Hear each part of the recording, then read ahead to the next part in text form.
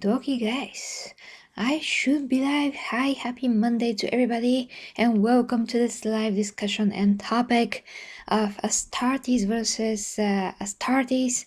Hopefully, there's not going to be only one episode of these.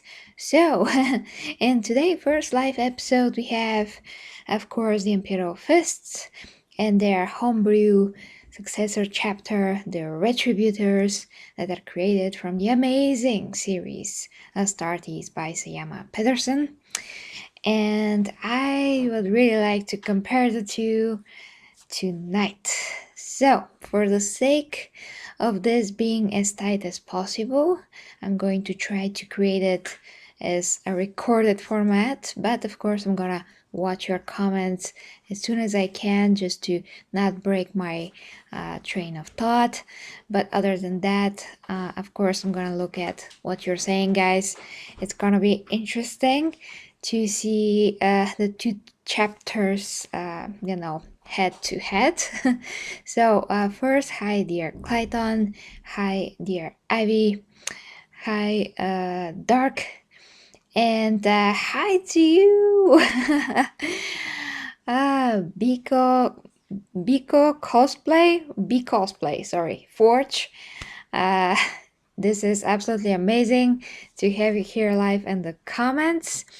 Guys, this is the absolutely awesome creator. His name is Terry, that made the armor from Guardsman, that super awesome live action short movie that I reacted to just about a week ago, and we connected, so it's super amazing to have you here.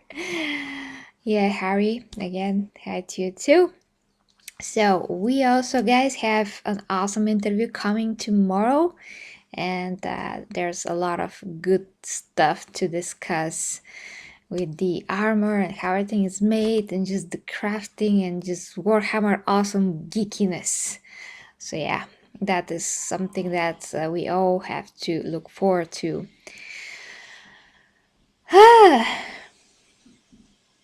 Yes. Okay.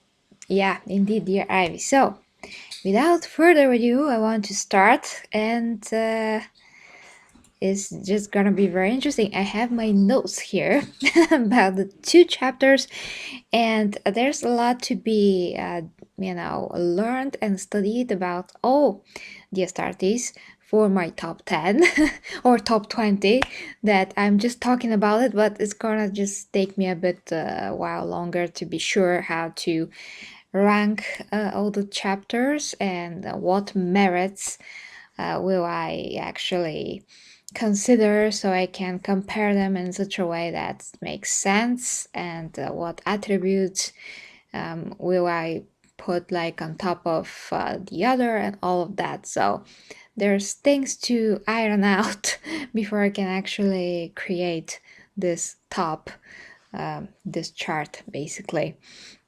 So let's start here. Imperial Fists against the Retributors. So Imperial Fists, guys, the 7th legions that come from the gene seed of the awesome Rogel Dorn. And some key things that are, that basically are their qualities, what is unique to them. They're masters of the siegecraft, defense masters, that's how I noted them. They're fleet based, which means that they basically don't hail from any planet particularly. They're flexible, balanced, battle groups, so they can adjust to the situation. They're very persistent. They're immovable in their defense, and that is very well showcased by their amazing feat of defending Terra, where the awesome Horus decided to attack. So that is one of their most esteemed accomplishments, and it was really amazing what they did there, how they stood their ground, and Rogodor's defenses, how he created them. Those were put to the test on that day. So What else? They are able to pinpoint weaknesses and apply relentless pressure on the attack. So that is very useful characteristic to them because they have willpower and they are not afraid to enforce it. They are very single-minded and stubborn. That is not exactly their it's not exactly a part of their good qualities because basically that led to a lot of loss of their forces. They are suffering losses basically because of this quality. They are very driven and focused. They like to carve bones. I don't know how that is relevant, but we are comparing here. So something interesting that they are carving the bones of their fallen comrades, and they even carved the hand that was found of their own Primarch, Rogodorn himself. So that is kind of a religious practice, you can say. Something that maybe transferred into, one of the other very famous successor chapters, the Dark Templars. The Dark Templars? Or just the Templars? Okay, I totally slipped my mind, but you know who I'm talking about. The Templars. Oh, hi to Jazz and Stilan also. Yes, the Battle of Phalanx, if I say that right.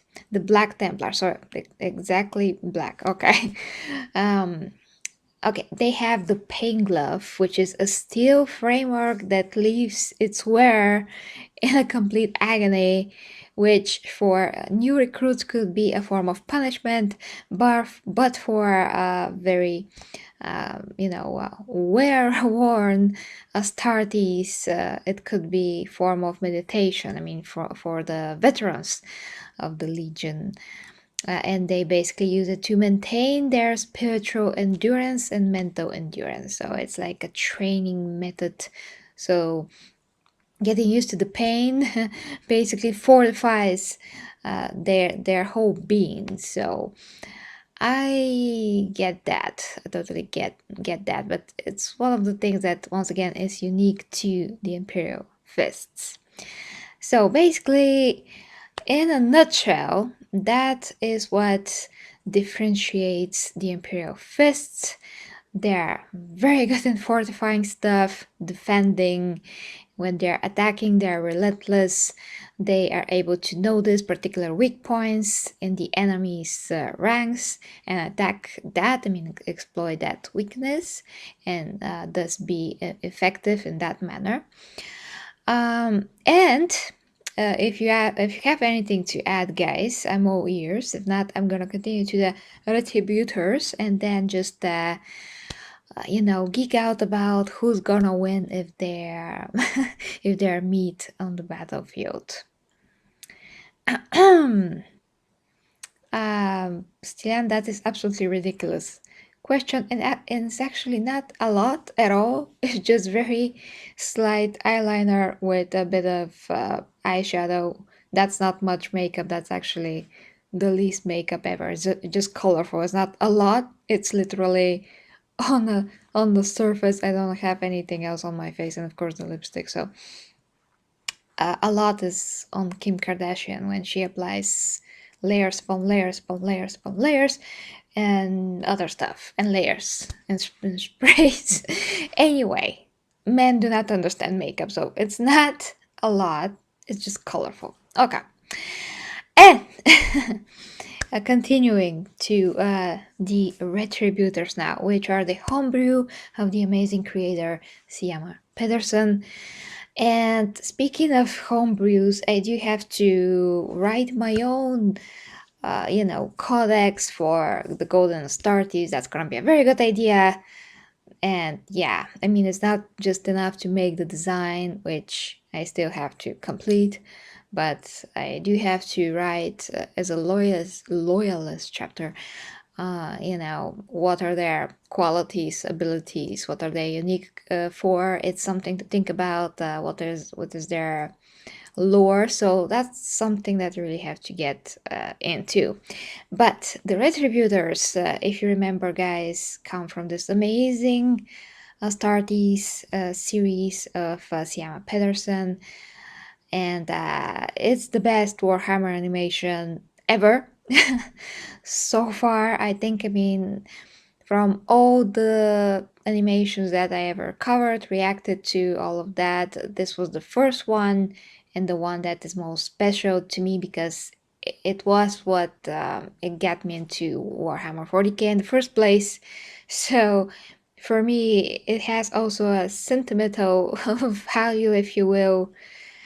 Yeah, I mean, I don't remember something something else in recent years or, well, throughout my life that I was so impressed by that I immediately became a fan. I did I'm sorry, everything possible to learn whatever I possibly can and to just get into this universe of 40k. So the Retributors are the first Astartes that I ever seen in my life, basically, and they're not Games Workshop canon or anything like that, but to me they're extremely special. So Retributors now. So although they're made up chapter, well, made up chapter or not, if you're playing the tabletop, you can actually buy, uh, you know, Space Marine chapter and paint it exactly like them and to use what you know about them to play them anyway. So, canon or no canon, official or no official, that doesn't matter. You can do that if you like. So, that's the awesome thing about Warhammer. You can play with your own chapters and just, well, basically immerse yourself in your own 40k. Okay, so they're, like I've said, successor chapter of the Imperial Fists, created during the unknown founding, described as distant. That's something that we're gonna comment on later on. Relentless and efficient by those fighting alongside them. The Retributors are a stern and austere chapter, more interested in tactical success than battlefield glory. So they're basically like low-key. They don't like to emphasize their victories. As long as they are victorious and they're efficient and they're doing their job, they feel all the better for it. I mean, that is what fulfills them. I mean, to do their job and not to make a big deal out of it, but to just be themselves, basically. So, distant, relentless, and efficient, like I've said, to sum that up. And they lack promotion. They do not actually promote themselves and what they do, but their actions speak louder than words. So basically, they also, by the way, follow the code Astartes. And although they are not promoting themselves, they're well known to be, they're well known in between the High Lord of Terra and some Imperial commanders, some of the more, famous Imperial commanders. The Retributors' capabilities are valued, and their and their assistance is always in demand. What else? Oh yeah, they are also very cooperative with the inquisitorial leads. So that is one of those things. Now, the other interesting parts about them. They have an impulsor squad, and to me that is basically the most fascinating part, it's the most fascinating thing about them. Because the I don't know why I have such a hard time with this English word, but impulsor, like an impulse, Gary, impulse. So yeah, Impulsors appear at first glance to be very similar in role to tactical marines, in that they are well versed in all aspects of war and equip themselves to suit the tactical situation rather than specializing in any particular role or war gear. What differentiates impulsors from tactical marines is their roles as independent fort operatives. Through additional training regimens loosely inspired by the Adeptus Custodes, impulsors are able to act with far more independence than a typical space marine, able to swap seamlessly between acting as a coordinated squad or as individuals, pursuing their mission objectives on their own as the situation calls for. Because of this, impulsors are ideal units for operating behind enemy lines or spearheading assaults on key targets. When sent to reinforce other Imperial forces, sending a single impulsor squad can often have a greater impact than if they had deployed an entire company. So that is like super cool. I just love it. And of course, we're going to compare how that relates to the Imperial Fists a bit later. So that's super awesome because the more flexible you are in battle, the more you have a chance, because battles can often get super crazy, of course, and unexpected. So many things could happen. That is like goes without saying. So the more flexible you are and you're able to multitask, to be able to take different roles and be still efficient in those different roles, be active, be effective, that is super valuable in any war, marine squad. Just amazing quality to have. I think it's one of the best qualities that any warrior in general could have.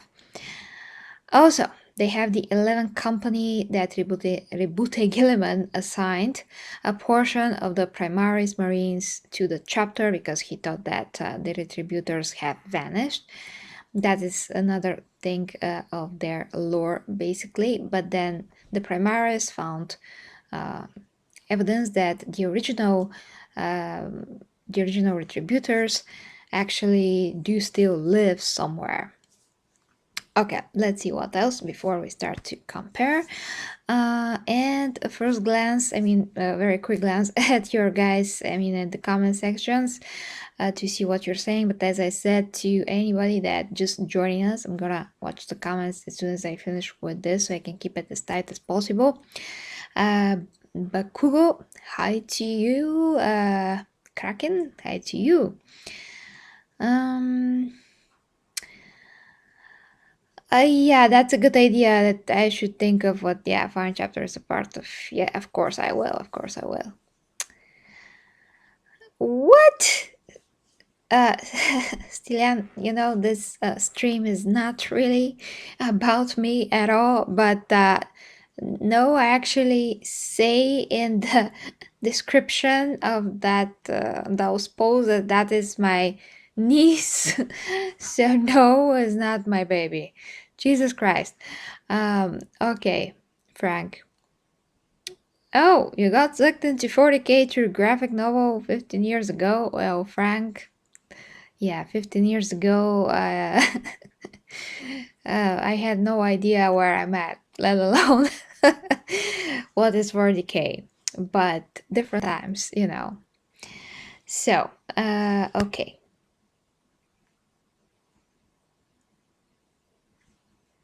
Okay, Dark. That's interesting point there. Okay, keeping it tight, guys, keeping it tight, really. So, next thing. So, the retributors doctrine often dictates their forces are applied as widely as possible across the theater of war, operating in small, self-sufficient units. That's super awesome. tasked with taking on as many high-risk targets and objectives as possible, which actually is gonna totally fit into and explain the whole scenario of Astartes and how everything went down, how they infiltrated the ship, got as fast as possible through the guards there, and just went to the Inquisitor psyker guy, and managed to totally neutralize the other psyker beings there. They're extremely efficient and able to act immediately upon seeing what the heck was happening. So very quick assessment of the situation, and they are finding ways to deal with it, which is super awesome. So, crippling key enemy assets to allow Imperial forces to bring campaigns to quick and decisive victories. Just amazing. Okay, and last thing before we start the real comparison here. Something else about the Impulsor squads. So they lead this strategy and will relentlessly engage and redeploy themselves in pursuit of their objectives. These units are also encouraged to act independently when deemed advantageous, utilizing their supporting elements and seizing targets of opportunity. Okay, so let's go now and finally compare the two. So what do I think if for some reason Imperial Fists would to fight their successor chapter, the Retributors, who would win in this situation? It's very interesting. So I do think that at first glance, at least, what we can say about what is more in character with the Imperial Fist, that they are very they're focused, yes, they're very effective in terms of fortifying and defending. When fighting, they can hit particular points when they see weaknesses, but the Retributors, they have what the Imperial Fists also have, in a lot of ways, in the ways of their focus actually, and their discipline of action, because they are very they're basically like a bullet, just shoot it and they're gonna go through everything that they can. But they're a lot more flexible, I think, than the Imperial Fists, and thus they can make some actions that are, or maybe be considered, more unpredictable compared to what the Imperial Fists can do. So I think that in a way, the Retributors, the way that they're written, they do have some, some more qualities to them that actually make them more, more likely to win, I think, if they ever were to face each other, because they're a lot more flexible. Just more flexible. The Impulsor squads on themselves could basically replace a lot of other Astartes legions in terms of effectiveness, and they would be an amazing addition to any legion in any situation. So they are basically extremely valuable, an effective unit, one that it's hard to even put a price on their qualities. So let me just once again get through their particular characteristics and see what else could be said. But I hope that I haven't missed something when I consider who would win in imaginative conflict. So let's say the Imperial Fists are the ones that they're defending, and the Impulsors are the ones that they're attacking. Well, the Imperial Fists are gonna make a very good defense for sure. Interesting. Well, yeah. I think that in this case, I'm just trying to imagine like a battle situation where the Imperial Fists created this awesome shield wall of shields too. Okay, that didn't make any sense. Just made a shield wall, okay? Just like in that recent animation of Sawdust that I reacted to. That was a very good display, I think, and representation of how the Imperial Fist will protect and efficiently defend, well, as far as they could in this situation against the Iron Warriors. But let's say that instead of the Iron Warriors, we see the Retributors attacking in that very efficient manner. I think that it's gonna be a bit of a standstill in a way, but also the Retributors, if they deploy their impulsor squad, which they will for sure, I think that that squad is going to be able to efficiently get through the Imperial Fists eventually. I mean, to a point, they're going to be like similar in some of the things that they do when they battle, but eventually, I think that the Impulsor squads are going to prevail because they not only have the relentlessness and the accuracy in terms of attacking particular points of weakness and being very efficient, just doing the maximum amount of damage and yeah, literally in the shortest period of time. So that would make them extremely adequate in any situation, and that is why I just think that they're gonna prevail.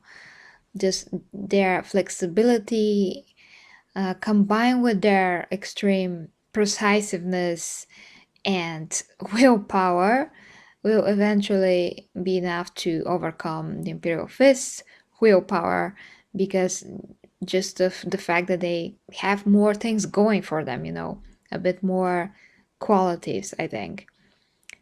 So yeah, something else. Yeah, I think that is what I would imagine happening. Okay, now let's see what you guys are saying. What do you think is gonna happen if they go head to head with each other? And here it doesn't really matter if you know if one are stronger than the other, especially when it comes to the gene seed, since they are made directly from Rogodon gene seed. They're probably as healthy as strong as the original Imperial Fist.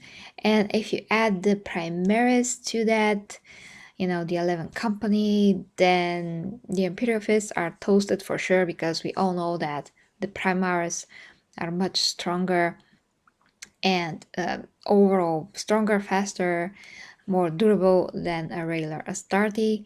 And the Custodes ways of fighting, by the way, that is pretty awesome, because Custodes are very multifunctional, and if the Impulsors are able to use that type of warfare and just be super self-sufficient and just be able to jump on any situation, deal with it in a way that the situation calls for, that is extremely awesome. Just yeah, I don't know how you can how you can go against that. Yeah, it's pretty amazing. There are just a lot of things to consider here, but when you think about it, the impulsors, when they're on the attack, they just have a lot of things going for them. Now, if they're on the defense, that's another story maybe. But still, because the Imperial Fists have such a defined ways of attacking and everything, they're going to be pretty transparent right away to the Retributors. They're gonna be like, okay, we see how they act, how they do things. They're pretty straightforward. They're predictable. I mean, that does make them predictable in a lot of ways. So for a squad that is used to adapt to a lot of situations and be extremely flexible, and and still very effective. I think that they're gonna figure out the Imperial Fists very quickly and thus be able to defend against them extremely adequately and efficiently. So even if they're on the defense, I think that the quality of the retributors are still going to be enough to adapt and counteract the Imperial Fists attack or whatever they do, because they also have the Imperial Fists focus, determination, and the ability to pinpoint weak points, but they also have the flexibility of yeah, and this ability to take different roles in order to accomplish the goal, and having their nature of not wanting to take the glory, I mean, to not at all have this ego when they fight. They just want to do the job. I think that that goes for the Imperial Fist too. They are not one of those legions that are going to be like let's say the Emperor's Children, which like to brag how awesome and perfect they are, but that is not the Imperial Fist. They also like to do their job and go to the next task, basically, to be the best that they can in what they do, and then just go to the next and do that. So they have this very very like fortified values, but that also makes them predictable. Yeah. So interesting thing to think. Yeah, interesting to pick our brains about that. But okay, I'm going now to your comments, and just to rest a bit from so much talking like nonstop. Yeah. So let's see. Okay, if because the Imperial, well, as far as I know, the history of the Imperial Fist. Now, I didn't see about adding Primaris. Last time I checked, the Imperial Fists were, not much in numbers, not so many in numbers, but okay. I'm gonna shut up and just read what you're saying.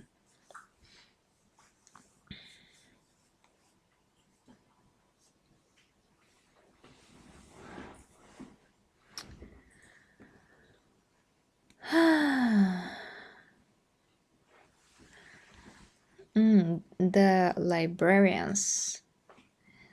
Well, if we factor in, I'm not factoring here the other kinds of, of the Imperial Fist. I mean, I did not factor in the librarians with the psyker powers or the Terminators, because we haven't seen Terminators or librarians in the Retributors, at least I don't think. That's why I'm just putting them on equal ground. I think that went without saying, but I guess not. So let me clarify that. When I think about versus the legion against legion, I don't factor in their specialized other types of Astartes, because we don't have all the kinds of retributors.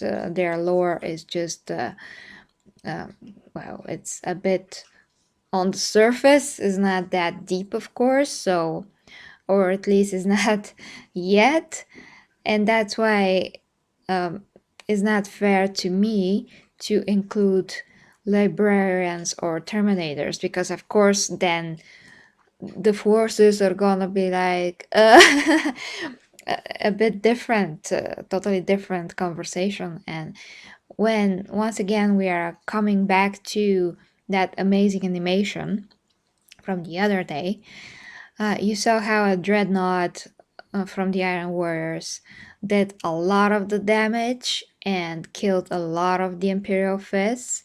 And if you have to factor in those two, then so just the normal Marines against the normal Marines, and that's it. If we someday we get to see if Mr. Syama Pederson If he decides to ever include some of the other types of retributors marines, that's gonna be amazing. But then we're going to have a real representation of how that looks like and what is special to them. I mean, what is unique to them. So that is when I'm gonna make this comparison. But for now, purely objectively, because I'm personally, when I look at something or when I compare something in general, whatever that is, I am not biased at all. Like, not even a little bit. I have not. I mean, I don't have a particular favorite legion yet because, as I said, I'm studying each and every one of the legions so I can make the top 20.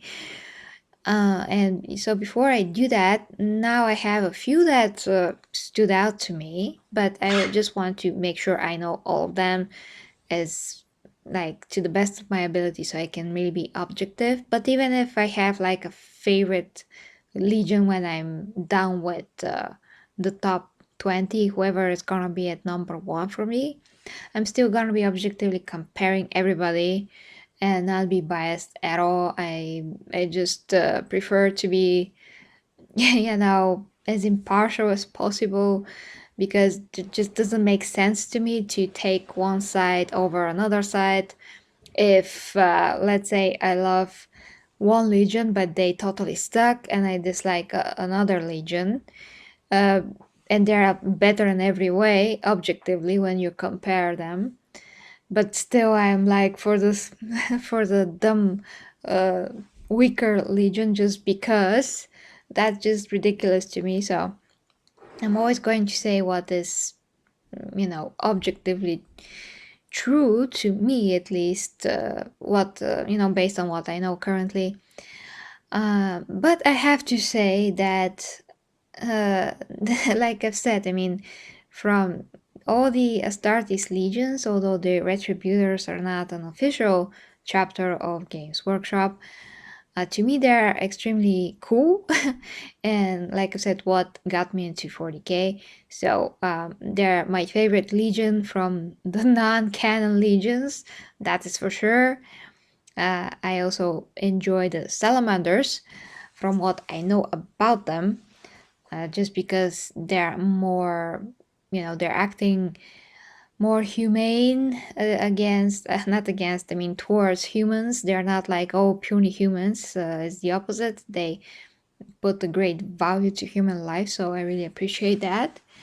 But once again, I am going to, go through all of the legions before they went traitor. I'm just gonna, compare them when they were still all loyal to the emperor.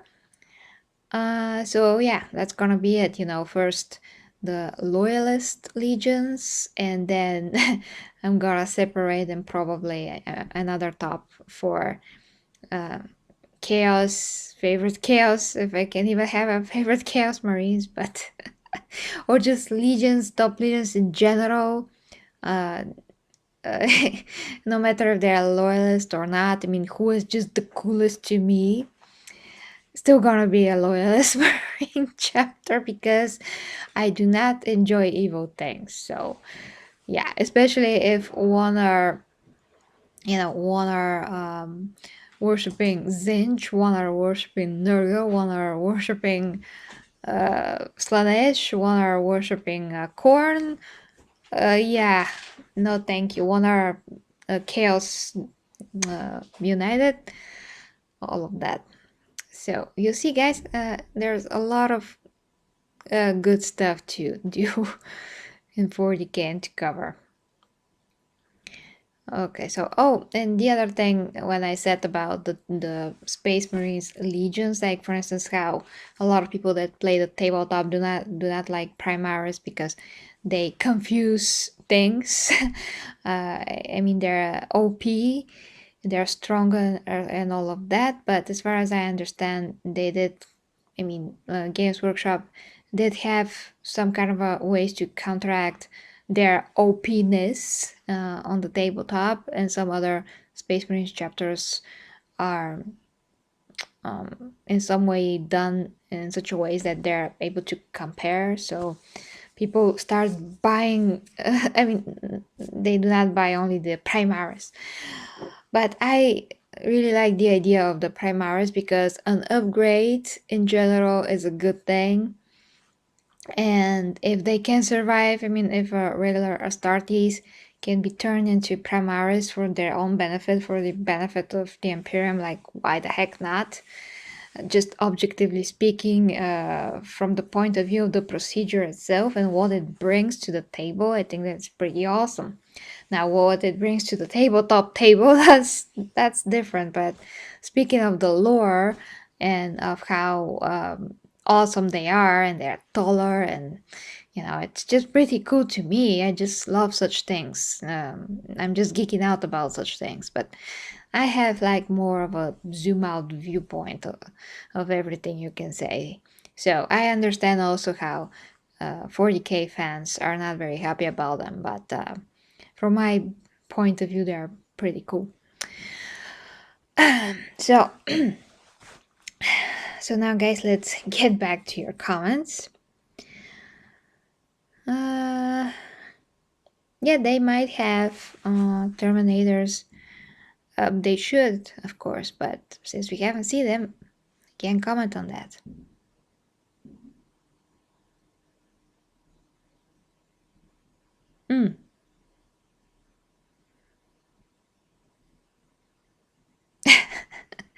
You mean I have Gulliman qualities or what? Oh boy.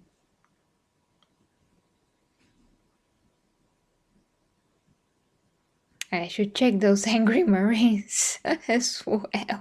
Seems they're a lot in the conversation lately.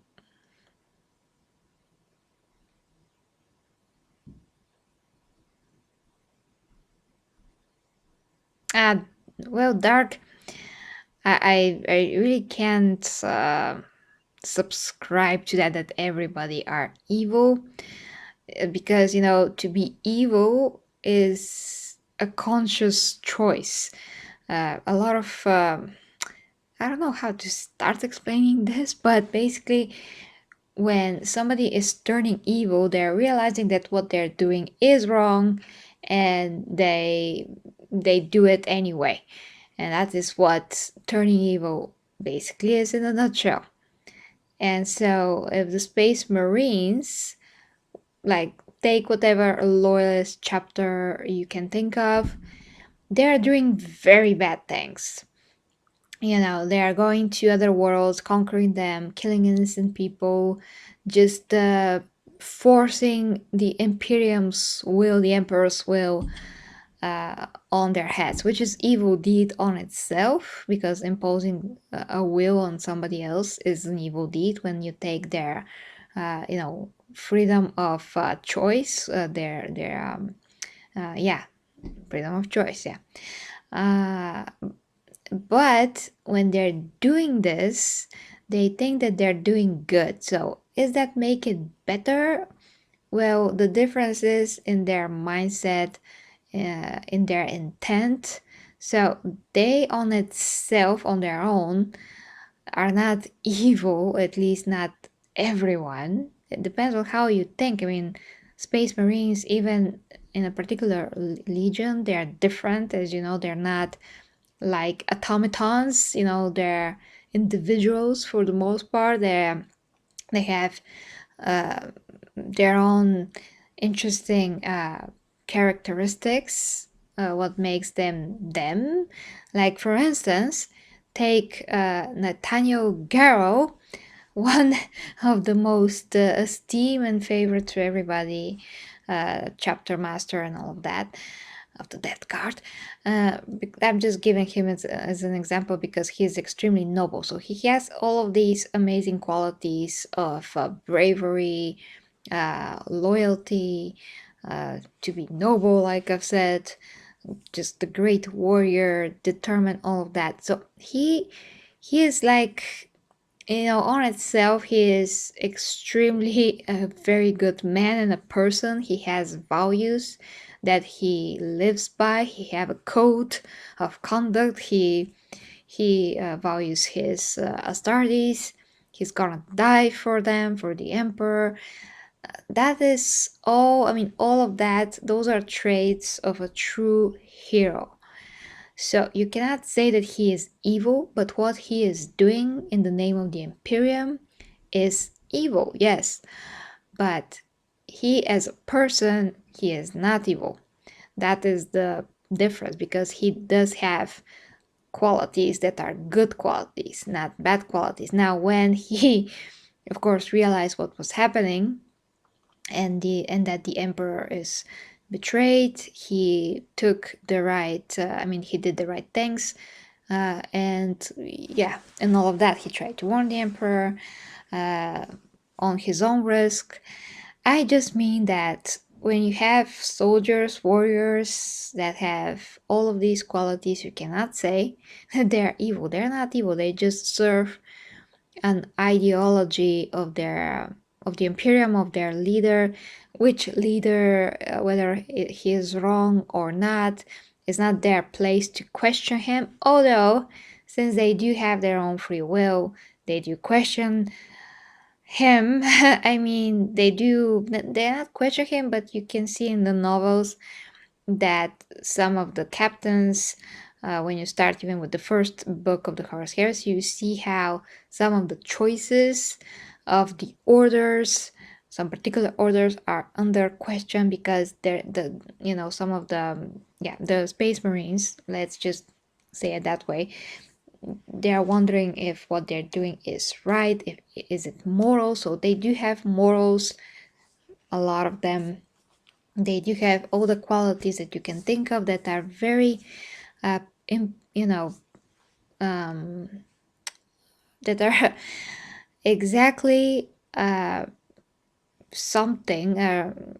I'm just trying to put the best words for that, but they're especially how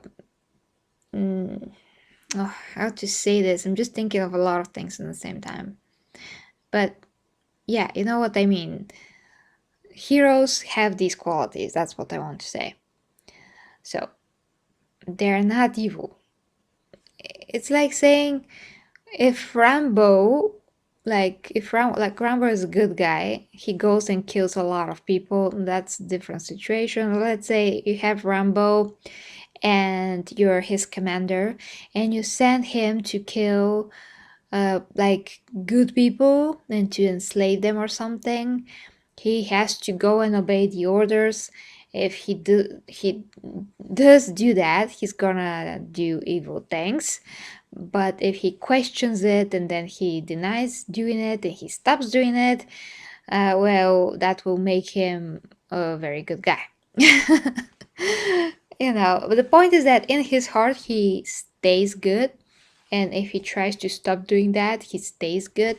Now, the other thing is that you have to consider and never forget is if the Astartes are not aware of what they're doing is wrong, if they're convinced that that is right, and it goes in line with their moral code and system, that can still be like doing evil, but being unaware that you're doing evil, being like blind to do it, because you're conditioned to think this way. That is also different. Where when you take the Chaos Marines and the fallen Primarchs to Chaos, they made a conscious choice to go to surrender themselves to the ruinous powers, to be their tools, to do evil things, to to nourish that evil side of themselves, of the killing and the betrayal and all of the negative qualities that are associated with something evil. So they consciously are aware that they're choosing the dark side, the bad side, and they're still doing it. That is being evil, literally, because they're aware, they're conscious, they're still doing it, still choosing that. So when I first reacted, once again, that's also relevant to the topic, when I first reacted to Astartes and I didn't know what Astartes were, I didn't know what the lore was, what 40k was. My initial reaction, like my natural reaction when I watched it, I was basically like, oh wow, what a hero, what heroes. I mean, when I watch how heroically they attacked the ship, killed the guard, neutralized the psyker, uh, how efficient they were. You can see by their actions that they're extremely brave and noble and just so focused. And that is basically the template of a hero, what they're doing. So that was my reaction. And of course, in the comments, people that are veterans 40k were like, no, those are not heroes. Those are not heroes at all. And I'm like, really? But they seem so good. Well, they are good. Yes, they are very good soldiers. And what they're doing for them is doing the right thing. So if you don't make a difference between having noble qualities, having good qualities as a person, as a soldier, all of that, and having no morals and choosing consciously to be evil and to do evil things for the sake of doing them, to be for the sake of spitting in the face of the other side, you're just evil. And another great example of this is, of course, that awesome guy Lucius. He was such a high contrast when I went through that book with him when he was first introduced in the third book. Yes. So yeah, Lucius is perfect example how you can see immediately if some of the Astartes battle brother is so different than his other battle brothers, because he continuously displays the evil qualities that he's not supposed to display. He was a wild card from the very beginning that he was introduced, because his behavior is very how is this word in English, like super careless and with the big stick up his butt, very pompous, very arrogant, very into himself.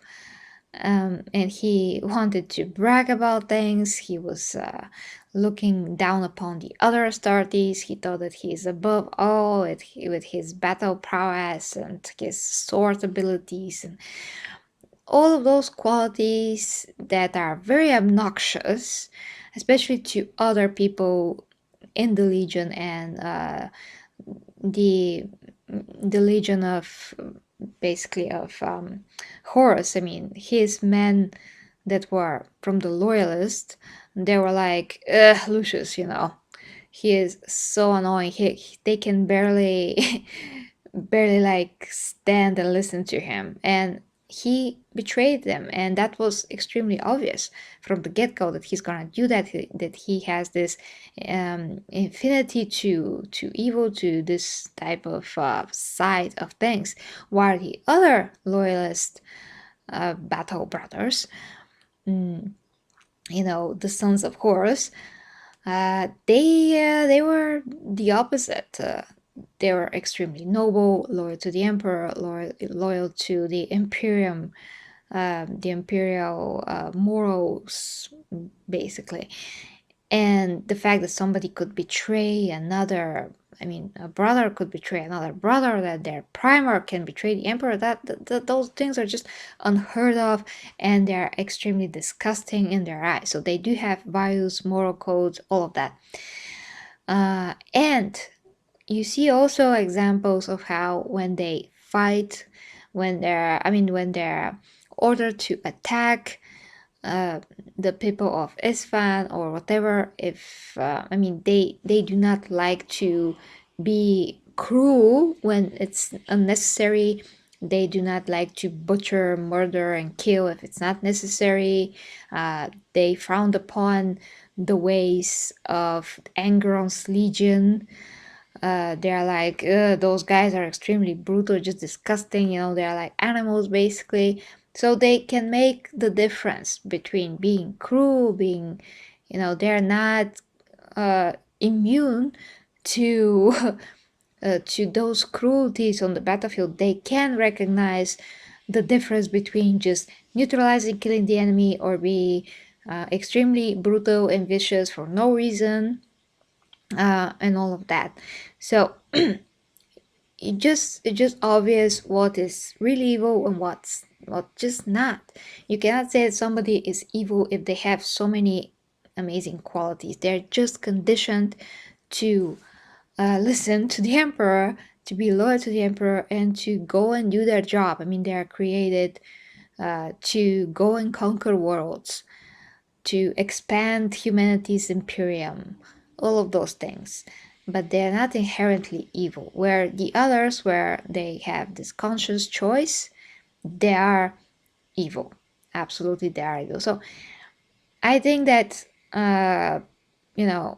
in my mind at least, I can call some of the Astartes heroes because of their mindset and their whole attitude, behavior, consciousness, awareness, and just code, warrior code.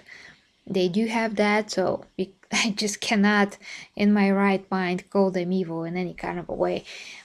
If they had a leader who wasn't so, keen on conquering the whole universe, if they just protected humanity, and that, I mean, if they just had this role, they would to fight only to defend, and but they will still be the same in their mindset, to protect, serve and protect. Basically, they will still be the same in that regard.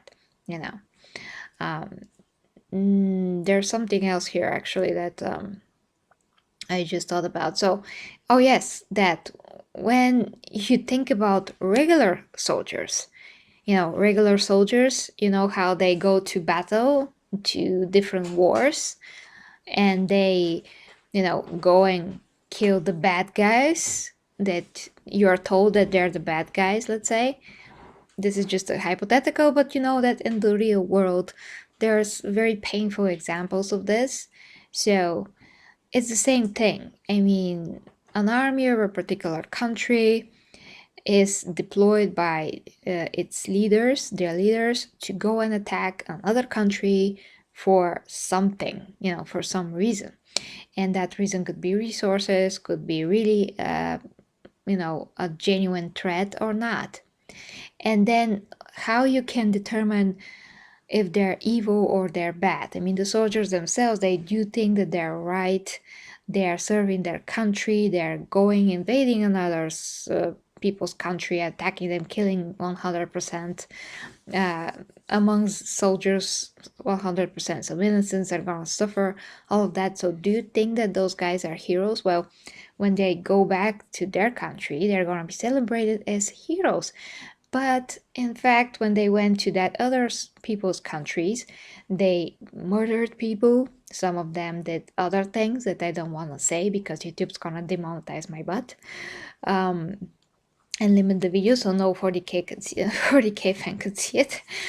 They're doing some war crimes. They're doing some things that they will not say, and that will be all covered up completely. And they're gonna be, getting back to their countries. Those of which that survived, they're gonna be celebrated as awesome heroes, and you're gonna say, well, we are the good guys, those soldiers are heroes and they're the good guys. Are they? So when it's war, all that you can determine, who is the good guy and who is not, is basically to judge them individually, each and every soldier, marine soldier, whatever. The general principle is the same, that it's gonna depend on the individual. If they go serve their country, they do things, but if they do the orders, but if they see that something is extremely immoral and totally not necessary, and it should be avoided because it's like a war, crime or something, then if they make the choice to not do it, of course, in their hearts, in their souls, they're a good people, they're just doing their job. But if they can recognize the difference between doing their job and doing things that are unnecessary and cruel beyond what their job actually requires to do the mission, to accomplish whatever goal they have, then of course those soldiers are not bad people, they are not evil.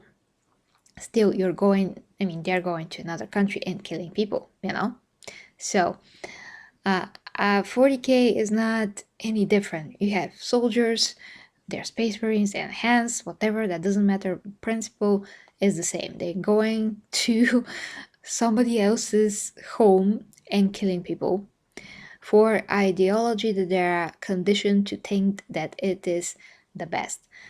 And I don't want to once again say, in the real world examples, but it's like close to the mind to think about certain armies that go to different countries, do stuff, and they're celebrated in their countries as heroes, but the rest of the world looks at them as like invaders and all of that. So yeah, like I've said, the only way that you can really like make the difference is within the individuals themselves. And yeah, it's a complicated matter, but in this case of the Imperium and in your own peace of mind, you also should be able to make a difference between true evil and evil that is done through other means without the ones that the one that are doing it actually realizing what they're doing, or even if they do realize what they're doing,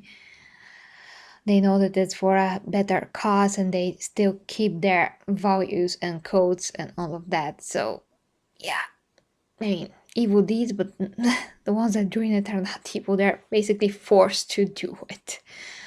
But I really like those stories where some commander or an officer or whatever, they just take things into their own hands, they become rogue and start doing the right thing, because once again, initially they are good and they are keep being good by keeping what they think that is right and just doing that. I mean, just doing the right thing, that's what a hero really means, but mostly is implied when they're rogue heroes.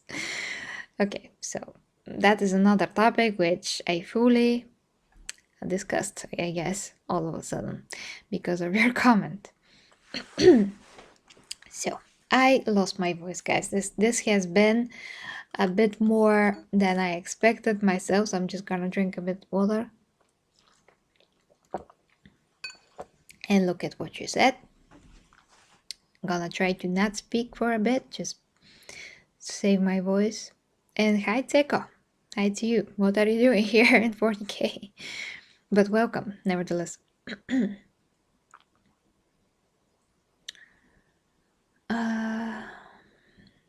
Okay.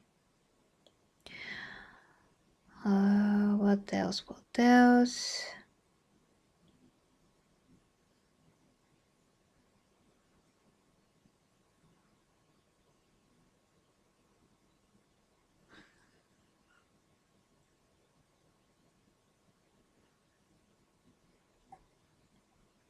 Okay, let me concentrate for a bit. Is Helios? Hello, hello, Blade.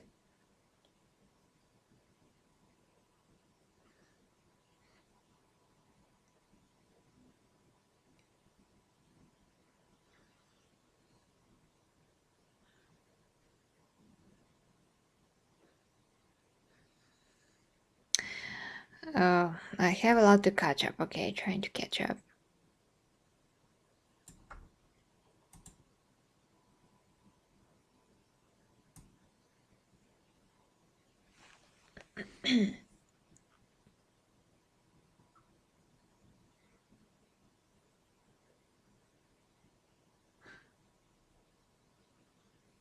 Okay. Just a bit more time, guys.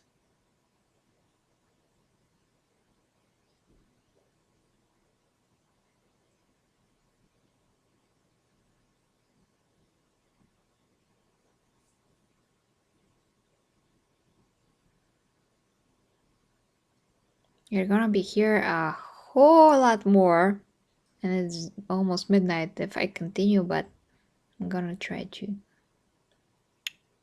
cover some of the things that you said.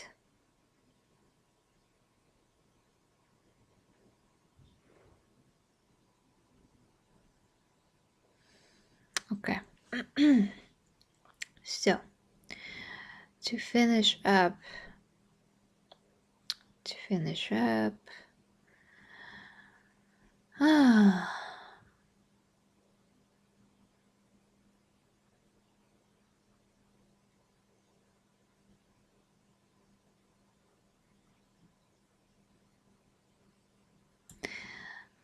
Iron, I think that is very misleading, so to speak, how you wrote it, if I understood you correctly.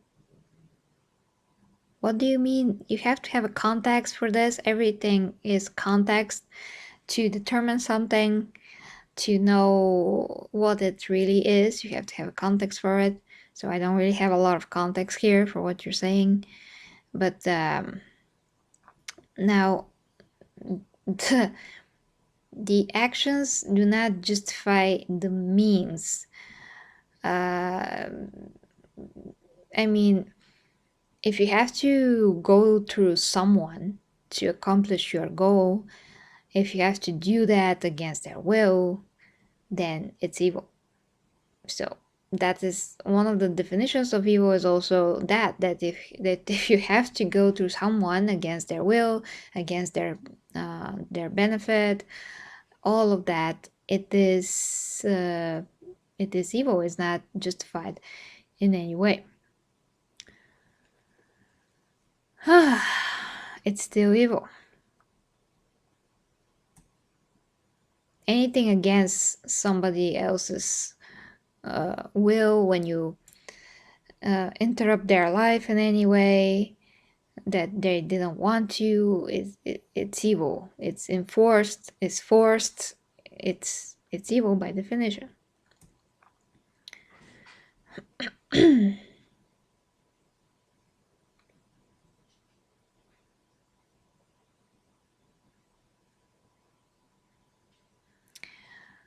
Now, like I said, yeah, like I said, I lost my voice. I'm going to discuss chaos another time, because the topic is extremely deep.